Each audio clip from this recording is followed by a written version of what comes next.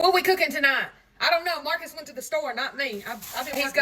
We got some bacon, some Gouda cheese, some submarine jet dressing. Oh, he wants some sandwiches. Onions, tomato, farmhouse bougie lettuce in a container. And let me guess, you hate bacon and you don't like the way it smells and it ain't healthy enough and you don't eat bread. I don't want to hear it. This is what we're cooking. I don't like cooking bacon on the stove. I'm going to put it in the oven. I had another chicken hatch today. Where am I going to put all these chickens?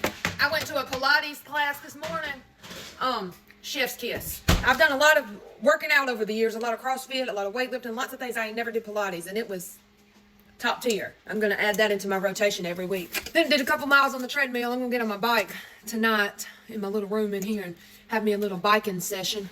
We do eat a lot of leftovers, so I don't cook every night. Those that commented on my post earlier when I said I was in a conference call for 37 minutes at work today because they couldn't decide if they wanted to spell the word gray or gray, G-R-E-Y or G-R-A-Y, because I edit business proposals and work. I'm the editor for a company. They decided to go with slate. Yeah, 37 minutes. That could have been an email. What y'all watching on TV? And I think it was Shannon who asked me for my workout videos again. I used to post them all the time. I usually post them in my Instagram story, but I'll start them again. And yes, I moved my heat press to the kitchen because it's cold in my garage. Normalized sobriety. Because we got side hustles over here. I mean, when growing up, they cooked other stuff in the kitchen as their side hustle. But I break in generational curses. I make shirts in my kitchen, not, mixed bacon sauce. Sometimes people be like, Chris, I can't believe you said that. And I'm like, well, everybody's got skeletons in their closet and nobody's perfect. I know in this world and on social media, we like to pretend like everything's perfect. But if you watch that Gabby Petito case on Netflix, you should know that everything you see on social media ain't perfect. They make it look perfect. But everybody's got skeletons in their closet. Everybody's got things they've done that ain't good. Not everybody grew up in a wholesome home. Lots of folks came from a broken home and they've done their best not to make their children go through a broken home. It pisses people off when I say children. Children. You got to share your story. You got to share your testimony, and not every testimony is pretty. That's why it's a testimony. Don't be ashamed that you got through them rings of fire. You know what I'm saying?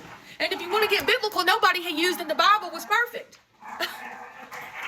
I mean, read the book of Paul or Saul or whatever.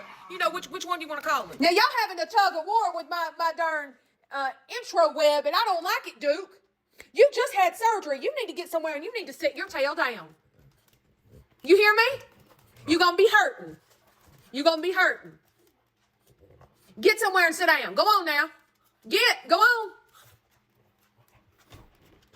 Thank you. We added some of them little Clausen pickles, the lettuce, the tomatoes. We added some black pepper, some bacon. I don't do no cheese. Because one thing about me, I'm going to eat me a sandwich. Like that little kid on that movie Bad Santa. You know that little kid always talking about a sandwich. That's me. Look at it dripping. You know what we're going to do? We're going to rub our sandwich in that little sauce down there. I love you the most. Bye-bye.